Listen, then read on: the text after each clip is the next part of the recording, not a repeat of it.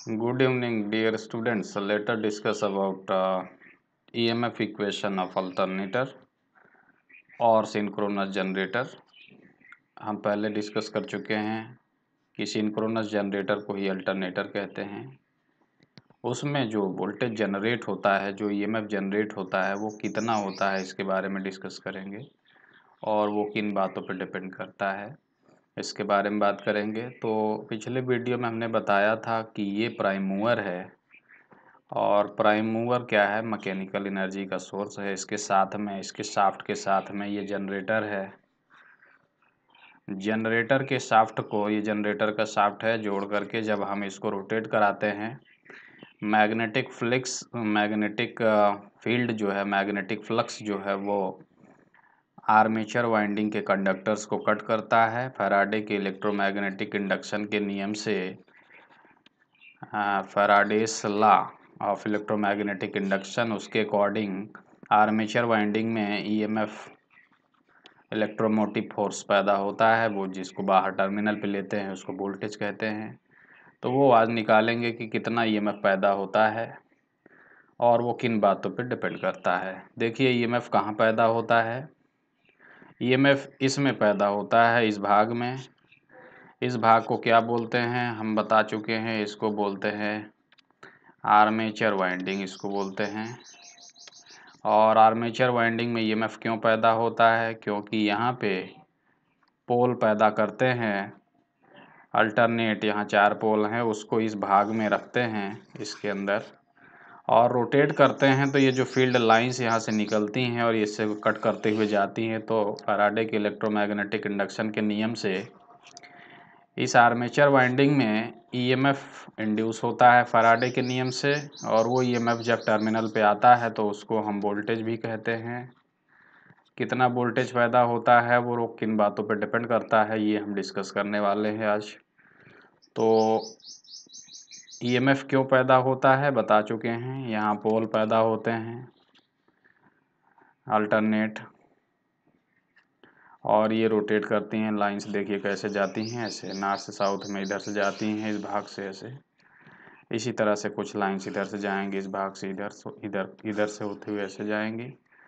तो ये जब रोटेट करता है, इसको हम रोटेट कराते हैं प्राइम मूवर की मदद से। ये भाग रोटेट करता है, ये भाग स्थिर है। This part is static, this part is rotating part. ये घूमता है। तो ये फील्ड फ्लक्स लाइंस जो है इसको कट करती हैं, फ्लक्स चेंज होता है। There is change in the flux, and if there is change in the flux there is induced EMF n d phi upon dt according to Faraday's law of electromagnetic induction. And what is the magnitude of this induced EMF? We are trying to find out that EMF। वही हम EMF निकालने जा रहे हैं कि इसमें stator winding या armature winding में कितना EMF पैदा होता है और वो किन बातों पर डिपेंड करता है। तो देखिए, फील्ड वाइंडिंग या फील्ड पोल की जिसकी हम बात कर रहे थे, उसमें मान लीजिए नंबर ऑफ पोल हैं P हम यूज़ करेंगे नंबर ऑफ फील्ड पोल के लिए। ये नंबर ऑफ फील्ड पोल क्या हैं, देखिए जैसे यहाँ अभी हम बता रहे थे, नॉर्थ साउथ, इस तरह से यहाँ पे कितने पोल हैं, देयर आर 4 नंबर ऑफ पोल। पोल 2 भी हो सकते हैं, 4, 6, 8, 10, 12। They are always in the multiple of 2। 2 के गुणनफल में होते हैं। कभी भी पोलों की संख्या विषम नहीं होगी, पोलों की संख्या हमेशा सम होगी। उनकी कुल संख्या है मान लीजिए P। क्योंकि हम जो फार्मूला निकालने जा रहे हैं वो जनरल फार्मूला निकालेंगे, वो सभी जनरेटर पे लागू होगा फार्मूला, चाहे जनरेटर में पोलों की संख्या 2 हो या 4 हो या 6 हो या 8 हो या 10 हो या 12 हो, कुछ भी हो। जेड यहाँ हम यूज करेंगे। जेड क्या है, नंबर ऑफ कंडक्टर्स। कंडक्टर्स को हम क्वाइल साइड भी कहते हैं, क्वाइल साइड इन सीरीज पर फेस। 3 फेस का जनरेटर है, तो हम बता चुके हैं 3 फेस का जनरेटर है, R phase, Y phase, B phase. 3 phase का जनरेटर है। तो आर फेस में टोटल जो कंडक्टर्स होंगे, मान लीजिए इसके स्टेटर वाइंडिंग में टोटल कंडक्टर है 90। तो 90 में से 30 कंडक्टर आर फेस के होंगे, 30 कंडक्टर वाई फेस के होंगे और 30 कंडक्टर बी फेस के होंगे। तो नंबर ऑफ कंडक्टर्स जो हैं एक फेज में जो सीरीज में होंगे वो होंगे 30। टोटल कंडक्टर कितने होंगे? 90। 90 तो टोटल कंडक्टर्स हो जाएंगे 90 is the total number of conductors. But here Z का मतलब यहाँ पे क्या है? Number of conductors in series पर फेज। तो यहाँ जो है पर फेज सीरीज में कंडक्टर्स कितने हैं? इस एग्जाम्पल के तहत जो हम एग्जाम्पल दे रहे हैं इसमें 30 हैं। इसको क्वाइल साइड भी कहते हैं और इसका मान 2t के बराबर होता है। टी क्या है? टर्न है, फेरे। अगर 30 कंडक्टर्स हैं तो इसमें अगर फेरे कितने होंगे? इसमें फेरे होंगे इसके आधा फेरे होंगे, क्योंकि हर फेरे में 2 कंडक्टर होते हैं। तो ये होगा 15 फेरे। तो इस तरह से जेड जो है ये आपको मालूम रहना चाहिए कि क्या है total number of conductors in series पर फेज। तो एक फेज में कितना ईएमएफ पैदा होगा, एक कंडक्टर में जितना ईएमएफ पैदा होगा उसमें हम जेड से मल्टीप्लाई करेंगे, टोटल ईएमएफ ये हो जाएगा। एक कंडक्टर में इंड्यूस्ड ईएमएफ कितना होगा? मान लीजिए ई होता है, तो टोटल इंड्यूस्ड ईएमएफ कितना होगा? एक फेज में इंड्यूस्ड ईएमएफ कितना हो जाएगा? इंटू जेड से गुणा करेंगे तो टोटल इंड्यूस्ड ईएमएफ हो जाएगा। यही जनरेटर का जनरेटेड ईएमएफ हो जाएगा। इसके बारे में अभी हम बात करेंगे। ईएफ क्या है?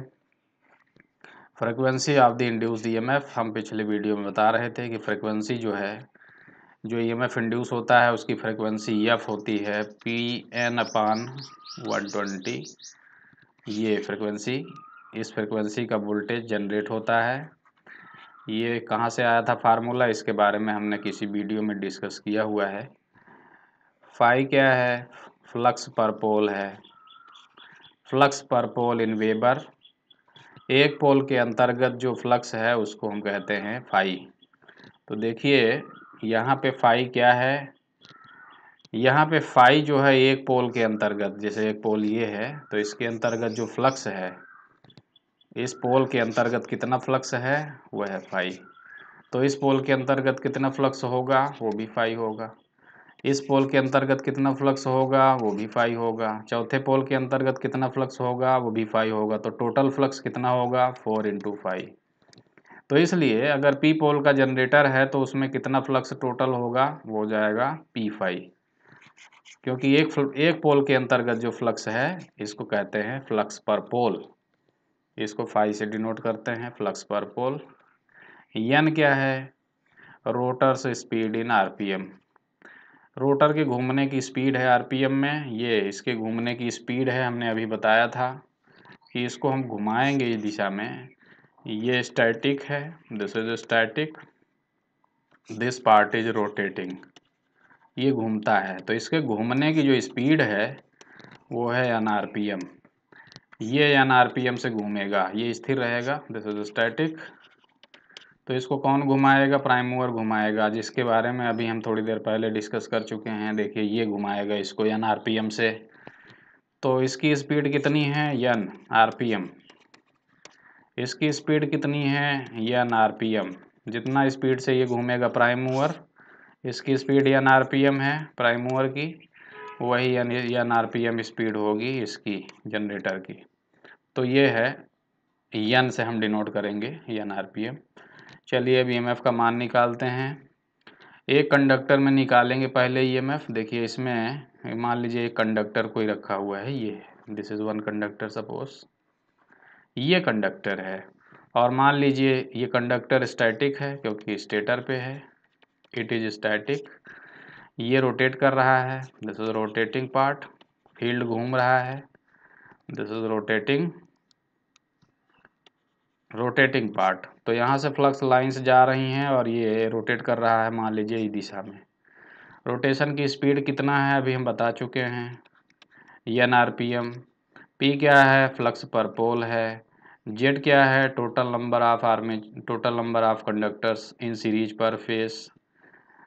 फाई क्या है? फ्लक्स पर पोल है। ये सब बातें आपको पता है। एफ क्या है? सप्लाई की फ्रिक्वेंसी है, जनरेटेड ईएमएफ की फ्रिक्वेंसी है। So let us find out induced EMF in one conductor.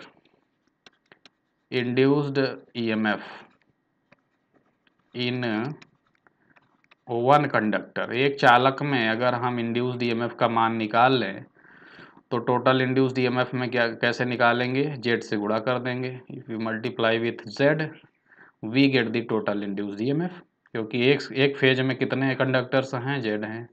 एक कंडक्टर में कितना ईएमएफ पैदा होगा निकाल लें। तो एक कंडक्टर में कैसे निकालेंगे ईएमएफ, ये मान लीजिए घूम रहा है एन आरपीएम से, एन आरपीएम से ये घूम रहा है, ये भाग घूम रहा है ऐसे इस दिशा में एन आरपीएम से। तो एक चक्कर लगाएगा तो कितना फ्लक्स कट करेगा ये कंडक्टर, ये निकाल लें पहले। Flux cut by one conductor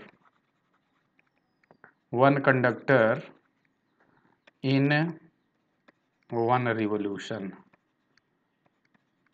एक चक्कर जब लगाएगा ये तो कितना फ्लक्स को कट करेगा, ये चालक जो है कितना फ्लक्स कट करेगा। एक पोल जब इससे पास होता है तो 5 फ्लक्स कट करता है, ये पोल जब पास होगा तो 5 कट करेगा। चारों पोल गुजरेंगे, जब एक चक्कर लगाएगा तो एक पोल ये गुजरा, फिर ये पोल गुजरेगा तो ये भी 5 फ्लक्स कट करेगा, ये पोल गुजरेगा तो ये भी 5 फ्लक्स कट करेगा, ये पोल गुजरेगा तो भी 5 फ्लक्स कट करेगा।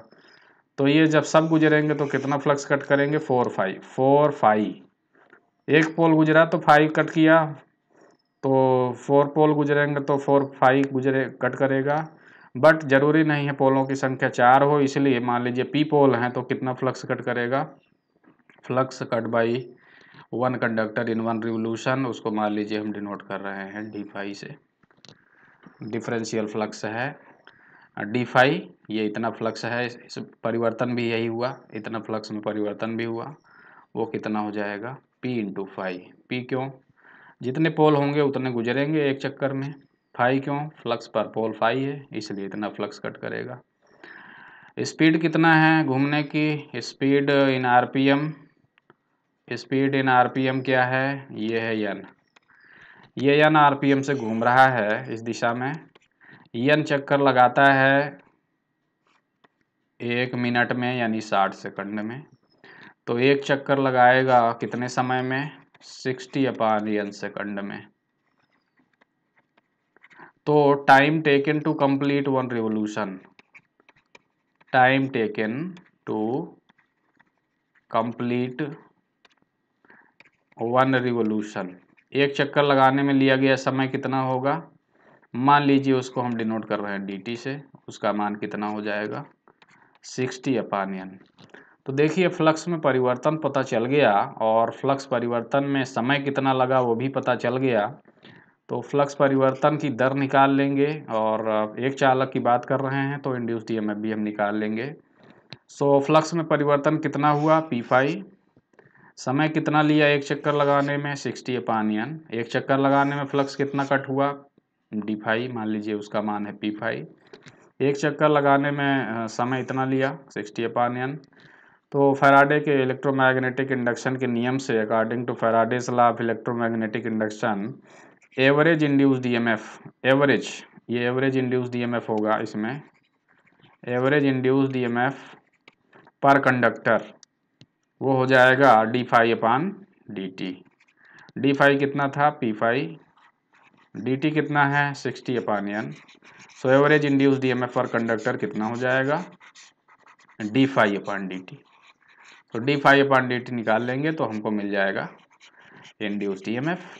तो एवरेज इंड्यूस्ड ईएमएफ यही हो जाएगा, average induced EMF per conductor, average induced EMF per conductor, एक चालक में औसत प्रेरित विद्युत वाहक बल कितना हो जाएगा, average induced EMF per conductor n into d5/dt। n का मान यहाँ 1 है बिकॉज हम एक कंडक्टर में ईएमएफ की बात कर रहे हैं, n is taken as 1। d5 का मान कितना है, फ्लक्स में परिवर्तन कितना हुआ एक चक्कर लगाने में, ये हुआ P5। dt का मान कितना है, एक चक्कर लगाने में कितना समय लिया गया था 60/n। इसको सॉल्व कर लेंगे तो एवरेज ईएमएफ जो आएगा वो हो जाएगा P5n/60, ये हो जाएगा average induced EMF per conductor. एक कंडक्टर में इतना ईएमएफ इंड्यूस हुआ, एवरेज, औसत। यहाँ यन जो है हम पिछले वीडियो में डिस्कस कर चुके थे कि यन जो है ये है सिंक्रोनस स्पीड है, यही स्पीड से ये घूमता है मशीन अल्टरनेटर, इसी को एनएस भी कहते हैं, सिंक्रोनस स्पीड भी कहते हैं। Because this is synchronous generator और alternator, this generator can not run at any other speed other than synchronous speed. तो एनएस का मान यहाँ कितना होगा, 120F/P, ये हो जाएगा एनएस। तो यहाँ से एनएस का मान, this is nothing but this is NS, यहाँ पे एनएस का मान रख देंगे इस फार्मूले में, यहाँ पे यहाँ से उठा के, तो ये हो जाएगा दिस इंटू 120F/P, ये हो जाएगा, ये हो गया average induced EMF per conductor. This P cancelled, this 60, ये हो जाएगा 2। तो ये एवरेज इंड्यूस्ड ईएमएफ कितना हो जाएगा, 25 into F, this is average induced EMF per conductor. So total induced EMF per phase कितना हो जाएगा, या average induced EMF per phase, एक फेज में जो ईएमएफ इंड्यूस हो जाएगा, average induced EMF, average induced EMF per phase कितना हो जाएगा, average induced EMF per phase हो जाएगा, इसमें जेड से मल्टीप्लाई कर देंगे, ये हो जाएगा equal to 25F into Z, ये हो जाएगा average value of induced EMF per phase. तो हम एसी में जनरली आरएमएस वैल्यू में लिखते हैं, तो इसको आरएमएस वैल्यू में कन्वर्ट कर लेंगे, तो कितना हो जाएगा RMS value of induced EMF per phase, RMS value of induced EMF per phase कितना हो जाएगा, RMS value of induced EMF per phase, average value को आरएमएस वैल्यू में कैसे कन्वर्ट करते हैं, फॉर्म फैक्टर साइनोसाइडल एसी के लिए होता है RMS value upon average value equal to 1.11 होता है। तो एवरेज वैल्यू पता है इतना है, तो आरएमएस वैल्यू कैसे निकालेंगे, इसमें एवरेज वैल्यू में 1.11 से गुणा कर देंगे, this multiplied by average value, मिल जाएगा आरएमएस वैल्यू। तो ये एवरेज वैल्यू है, इसमें मल्टीप्लाई कर दीजिए, इसमें मल्टीप्लाई किससे करेंगे, 1.11 से, तो ये मिल जाएगा RMS value of induced EMF per phase, RMS value of induced EMF per phase, this RMS. एक फेज में जो प्रेरित विद्युत वाहक बल होगा, 3 फेज हैं, सभी में इतना इतना ईएमएफ पैदा होगा, वो हो जाएगा 2.22 दिस इंटू, ये हो जाएगा 2.22 into 5F into Z, this is the magnitude of induced EMF.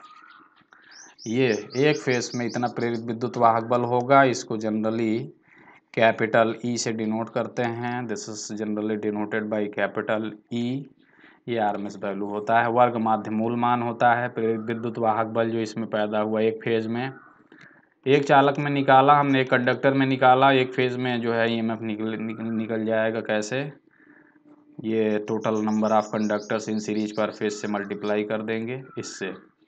तो देखिए यहाँ पे ईएमएफ किन बातों पे डिपेंड करता है, इन बातों पे डिपेंड करता है, ये 2.22 एक नियतांक है, दिस इज ए कांस्टेंट, हम इसको चेंज नहीं कर सकते हैं। जेड क्या है, total number of conductors in series पर फेज, ये चेंज कर सकते हैं ड्यूरिंग मैन्युफैक्चरिंग, बनाते समय चेंज कर सकते हैं। यूजर के लिए ये कांस्टेंट है, जो यूज़ करेगा व्यक्ति जनरेटर, उसके लिए ये कांस्टेंट है, इसको चेंज नहीं कर सकता। फ्रिक्वेंसी का मान चेंज नहीं कर सकते हैं, क्योंकि हमको फ्रिक्वेंसी किसी भी केस में 50 हर्ट्ज मेंटेन करना है। In any nation there is national standard for frequency and the production unit is required to maintain that frequency, 50 hertz ही रखना है, इसलिए ये भी हम चेंज नहीं कर सकते। तो क्या चेंज करके हम ईएमएफ का मान बढ़ा घटा सकते हैं, वो है magnetic flux produced by field pole, ये जो पोल है देखिए यहाँ पे हम फाई क्या है यहाँ पे हम बता चुके हैं। फाई क्या है? फाई है फ्लक्स पर पोल। ये फाई है, जो फाई फ्लक्स ये है, ये एक पोल के अंतर्गत जितना फ्लक्स प्रोड्यूस हो रहा है वो है फाई। यही एक मात्र तरीका है जिसके माध्यम से सिंक्रोनस जनरेटर या अल्टरनेटर का वोल्टेज, कितना वोल्टेज पैदा होगा यहाँ पे, उसका मान हम कैसे बढ़ा घटा सकते हैं। यही एक मात्र तरीका होता है यूजर के लिए। यहाँ पे थ्री फेस एसी निकलता है 50 हर्ट्ज। फ्रिक्वेंसी चेंज नहीं कर सकते हैं, कंडक्टर्स चेंज नहीं कर सकते हैं यूजर। तो यूजर क्या चेंज कर सकता है? Field flux. इसीलिए फील्ड फ्लक्स में यहाँ पे परमानेंट मैग्नेट नहीं लगाया है। अगर यहाँ परमानेंट मैग्नेट लगा देते, परमानेंट मैग्नेट यहाँ लगा देते तो यूजर ये भी चेंज ना कर पाता। तो इसलिए जनरेटेड ईएमएफ जो है वो आपके हाथ से निकल जाता, उसके ऊपर आपका कंट्रोल नहीं रहता। Control is not on generated EMF, so there is no control. इसलिए हम कंट्रोल चाहते हैं, इसीलिए इस फाई को परमानेंट नहीं रखते हैं, इसीलिए इसने परमानेंट मैग्नेट हमने नहीं लगाया है। देख लीजिए यहाँ पे वाइंडिंग की गई है, इलेक्ट्रोमैग्नेट यहाँ पे पैदा किया गया है। ये फ्लक्स चेंज होगा कैसे? ये जो वाइंडिंग है इसमें बहने वाली अगर करंट है हम उसके मान को बढ़ाएंगे तो फील्ड फ्लक्स जो प्रोड्यूस होगा वो बढ़ेगा। अगर इसमें बहने वाली करंट के मान को हम घटाएंगे, फील्ड फ्लक्स जो प्रोड्यूस होगा वो घटेगा। तो इसमें बहने और बहने वाली करंट को कैसे बढ़ाते घटाते हैं? एक्साइटर जो है, एक्साइटर जो हमने बताया था, एक्साइटर लगा रहता है। एक्साइटर जो है उससे हम वोल्टेज, इसमें जो करंट जा रही है उसके मान को कम ज़्यादा करते हैं। करंट को कम ज़्यादा करने से फ्लक्स कम ज़्यादा होता है, फ्लक्स कम ज़्यादा होने से जनरेटेड ईएमएफ का मान कम ज़्यादा होता है। यही एक तरीका होता है अल्टरनेटर में वोल्टेज को बढ़ाने घटाने के लिए। इसीलिए यहाँ पे हम क्या करते हैं, फील्ड वाइंडिंग लगाते हैं। ये इंसुलेटर होती है आपस में, कॉपर की पतले पतले वाइंडिंग होती है। यहीं से हम फील्ड फ्लक्स के मान को कम ज़्यादा करते हैं, उसी से कम ज़्यादा होने से ईएमएफ का मान कम ज़्यादा होता है। तो इस तरह से हम जनरेटर का वोल्टेज कंट्रोल करते हैं, सिंक्रोनस जनरेटर का। तो देखिए हम किसकी बात कर रहे थे। देखिए यहाँ पे देखिए डीसी सप्लाई देते हैं फील्ड वाइंडिंग में। यही हमने अभी फार्मूला निकाला है, जनरेटेड ईएमएफ का मान कितना होगा, 2.225 इंटू एफ इंटू जेड। ये है जनरेटेड ईएमएफ पर फेस। ये कांस्टेंट है, नहीं चेंज कर सकते, ये भी चेंज नहीं कर सकते हैं। यही एक है जो हम चेंज कर सकते हैं। इसको चेंज करने के लिए क्या करते हैं, फील्ड वाइंडिंग के सीरीज में यहाँ हम रियोस्टेट लगा सकते हैं चाहें तो। इस करंट के मान को हम कम ज़्यादा करेंगे, करंट कम ज़्यादा होने से ये जो फ्लक्स प्रोड्यूस होगा कम ज़्यादा होगा, फ्लक्स कम ज़्यादा होने से जनरेटेड ईएमएफ का मान कम ज़्यादा होगा। इसी प्रकार से हम वोल्टेज को कम ज़्यादा करते हैं। ये देखिए यहाँ पे हमने बताया है जेड क्या है। ये कंडक्टर्स हैं, एक फेज में जितने कंडक्टर्स हैं सीरीज में उनकी संख्या है। एफ क्या है, जनरेटेड ईएमएफ की फ्रिक्वेंसी है। फाई क्या है, फ्लक्स पर पोल है। ये एक पोल के अंतर्गत जितना भी फ्लक्स है उसको कहते हैं फाई। तो क्या प्रोड्यूस हुआ है यहाँ पे देखिए, थ्री फेस में, तीनों फेस में ईएमएफ पैदा हुआ। आरएमएस वैल्यू कितना पैदा हुई है, RMS value of generated EMF है 2.22 into phi into f into Z. ये है, ये आरएमएस वैल्यू है। तो तीनों फेस में इतना ही पैदा होगा क्योंकि तीनों फेस जो हैं आइडेंटिकल हैं, ए बी सी फेस। ये फेस में ईएमएफ पैदा हुआ, उसका मैक्सिमम वैल्यू बी फेस में, उसका मैक्सिमम वैल्यू सी फेस में, उसका मैक्सिमम वैल्यू। आरएमएस वैल्यू पता है तो मैक्सिमम वैल्यू निकाल सकते हैं। कैसे, ई मैक्सिमम कितना हो जाएगा, RMS value this multiplied by √2। RMS value में √2 से गुणा कर देंगे तो हो जाएगा मैक्सिमम वैल्यू। तो ये हम इस तरह से मैक्सिमम वैल्यू भी निकाल सकते हैं, प्रत्येक फेज में कितना मैक्सिमम वैल्यू होगा जनरेटेड ईएमएफ का। ये है मैक्सिमम वैल्यू तीनों फेज में। सभी फेज में इतना ही ईएमएफ जनरेट होगा। ये पहले फेज में आरएमएस वैल्यू सेम रहेगा, इसमें आरएमएस वैल्यू जो पैदा होगा वो भी सेम रहेगा, इसमें जो पैदा होगा वो भी सेम रहेगा। फ़र्क क्या रहेगा, बी फेज में जो ईएमएफ पैदा होगा वो 120 डिग्री लैग करेगा, ये पश्चिमगामी होगा। सी फेज में जो ईएमएफ पैदा होगा वो 240 डिग्री लैग करेगा ए फेज से, या इसको कह सकते हैं आर फेज, इसको कह सकते हैं वाई फेज, इसको कह सकते हैं बी फेज। तो मान तो बराबर रहेगा आर वाई बी में, बट जो वाई फेज में ईएमएफ पैदा होगा वो आर फेज से 120 डिग्री लैग करेगा, पश्चिगामी होगा। जो बी फेज में ईएमएफ पैदा होगा वो आर फेज से 240 degree, this is 120, this is 240। बाकी ईएमएफ का मान सेम रहेगा तीनों फेज में, तीनों फेज के ईएमएफ इक्वल होंगे, बट 120 डिग्री उनके बीच में अंतर रहेगा। ये ईएमएफ जो है उसके ऊपर दो फैक्टर होते हैं जिनका इम्पोर्टेंट रोल होता है, वो आपको जानना चाहिए। एक होता है पिच फैक्टर, इसको केपी से डिनोट करते हैं। इसके बारे में थोड़ा सा डिस्कस कर लेते हैं और उसके बाद डिस्कस करेंगे डिस्ट्रीब्यूशन फैक्टर। देखिए किसी एक फेस की जो ये कॉइल है, कॉइल साइड है, कॉइल साइड ये है फर्स्ट कॉइल साइड, और इसका इसी कॉइल का जो दूसरा सिरा है देखिए यहाँ है, यहाँ इस स्लॉट में रखा है। इसको अगर रखा जाता है इस तरह से तो इसको कहते हैं फुल पिच्ड कॉइल। क्या बोलते हैं? Full pitched coil. ये जो फुल पिच्ड कॉइल होती है उसका एक सिरा देखिए नॉर्थ पोल के अंतर्गत है, एकदम सेंटर पे, सेंटर पे है नॉर्थ पोल के। इस कॉइल का जो दूसरा सिरा है, ये दूसरा कॉइल है, जो इसी कॉइल का ये दूसरा कंडक्टर है। एक कॉइल के एक कॉइल में दो टर्न है, ये मतलब दो कंडक्टर हैं, एक कंडक्टर ये है, इसी में ईएमएफ पैदा होता है, इसमें ईएमएफ पैदा होगा। तो दूसरा जो कंडक्टर है इस कॉइल का, ये वाला दो वाला, ये एग्जैक्टली साउथ पोल के सेंटर पे है, एकदम साउथ पोल के। अगर ऐसे कॉइल रखी होती है तो इस कॉइल को कहते हैं फुल पिच्ड कॉइल।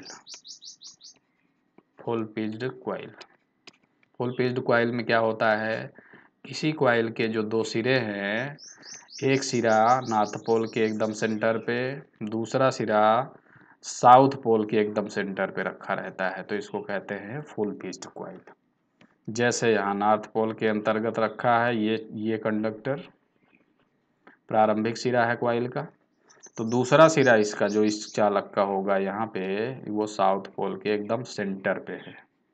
तो इस कॉइल को कहेंगे, क्या कहेंगे, इसको कहेंगे full pitched coil.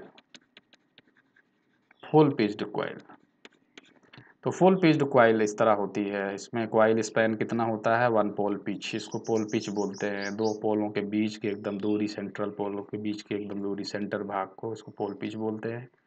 Full pitched coil generally ऐसा रखना चाहिए, कॉइल ऐसे बनाना चाहिए, लेकिन कॉइल ऐसा बनाते नहीं है। कैसे बनाते हैं देखिए, एक सिरा तो यहाँ रखा है सेंटर में एकदम एग्जैक्टली, बट दूसरा सिरा देखिए यहाँ पे सेंटर में रखने की जगह पे पहले ही रख दिया, थोड़ा सा यहाँ रख दिया, यहाँ रख दिया, यहाँ रखना चाहिए था।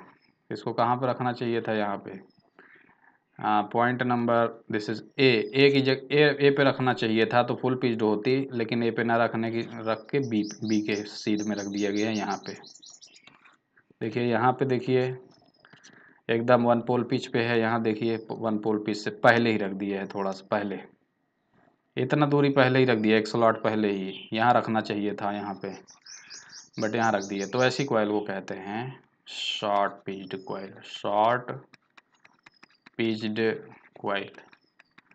तो शॉर्ट पिच्ड कॉइल के दोनों सिरों क्या होते हैं, एक सेंटर नॉर्थ पे है, दूसरा जो है एकदम सेंटर साउथ पे ना रख के पहले ही रख दिया गया है नॉर्थ साउथ पे ही, लेकिन ये एकदम सेंटर में नहीं है, पहले ही रख दिया गया है, तो इसको कहते हैं short pitched coil.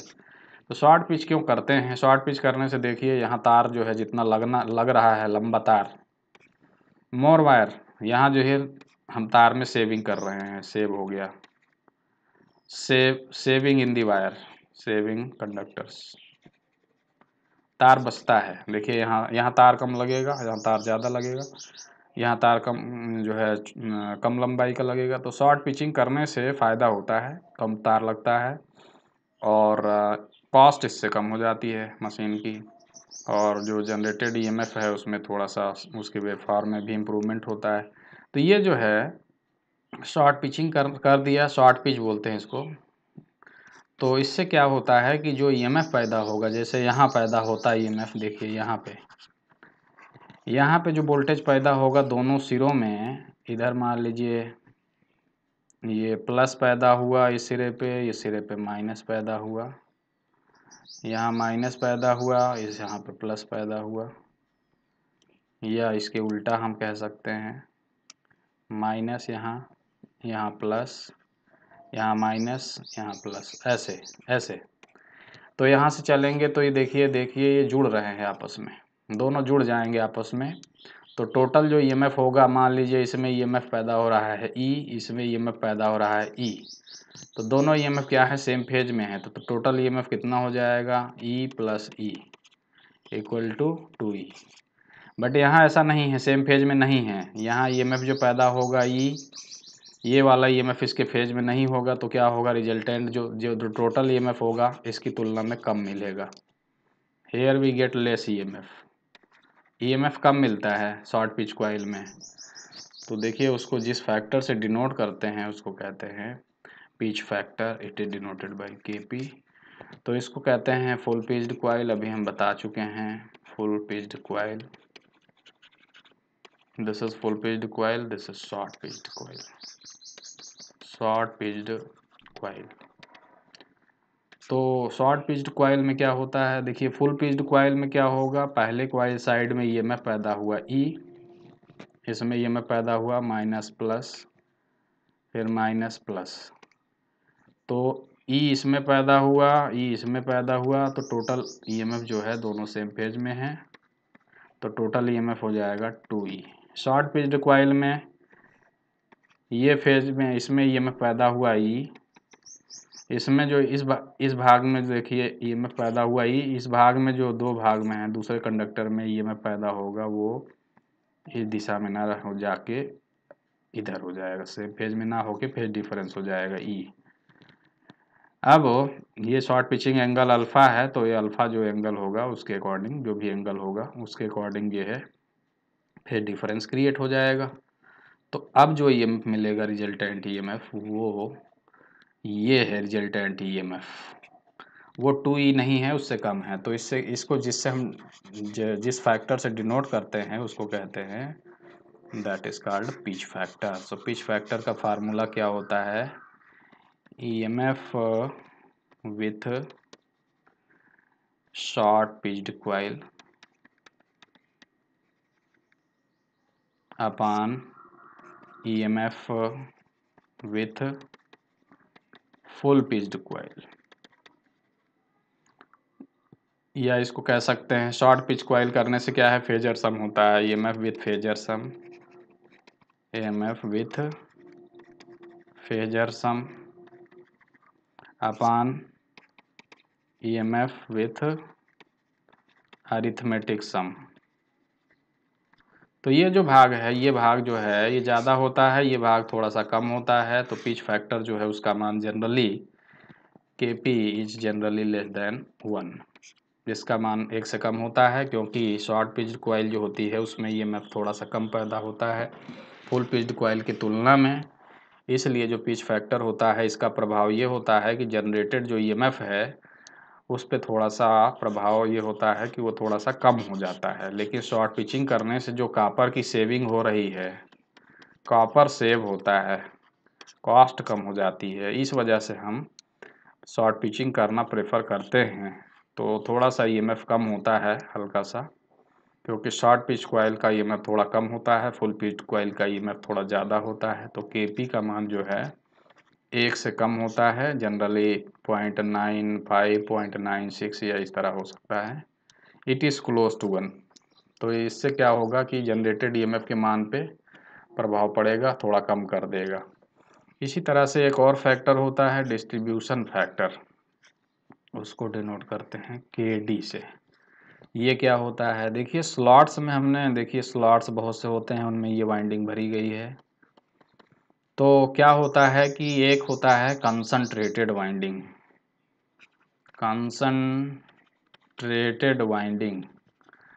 Concentrated winding वह वाइंडिंग होती है जिसमें किसी एक फेज में एक पोल के अंतर्गत जितने चालक हैं सब उसी स्लॉट में, एक स्लॉट में भर दिए जाएं, एक स्लॉट में भर दिया जाए। किसी एक फेज के कंडक्टर्स जो एक पोल के अंतर्गत है, मान लीजिए नॉर्थ पोल के अंतर्गत चालक हैं, तो इनको एक स्लॉट में ढेर सारे कंडक्टर्स को भर दिया, तो इसको कहते हैं कंसंट्रेटेड वाइंडिंग। बट इससे क्या होता है, हीटिंग जो पैदा होगी, यहाँ पे हीट होगा, उसको कूल करना मुश्किल होगा, क्योंकि यहाँ पे एक ही जगह पे हीट पैदा होगी तो इसको हीटिंग ज़्यादा होगी।